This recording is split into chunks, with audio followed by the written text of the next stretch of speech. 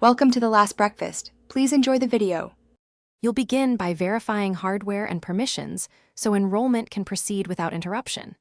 Check that the display's fingerprint area and sensor driver are recognized by the OS.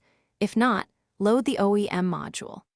Once done, enable developer options and USB debugging to allow diagnostic logs and ADB communication.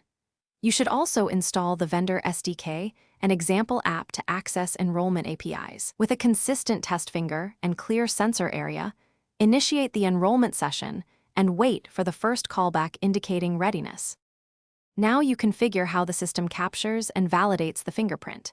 Use the SDK to set sampling rate, sensor region coordinates on the display, and enrollment timeout so you collect enough data without freezing the UI. Implement progress and quality callbacks to show live feedback and reject noisy captures.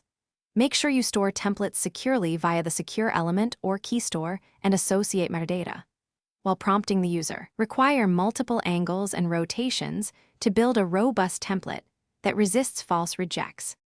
Finish by validating enrolled templates through several authentication attempts so you confirm reliability under normal use. Once validation passes, integrate the unlock flow with the lock screen or app, enforce timeout and retry limits, and persist template metadata. If users report misses, tune sensitivity or re-enroll with stricter quality thresholds. If things go wrong, capture kernel and vendor logs, clean the display, reflash or update the driver, and repeat enrollment. That often resolves sensor recognition and stability issues. Thanks for watching. If this was helpful, leave a like and consider subscribing. See you next time.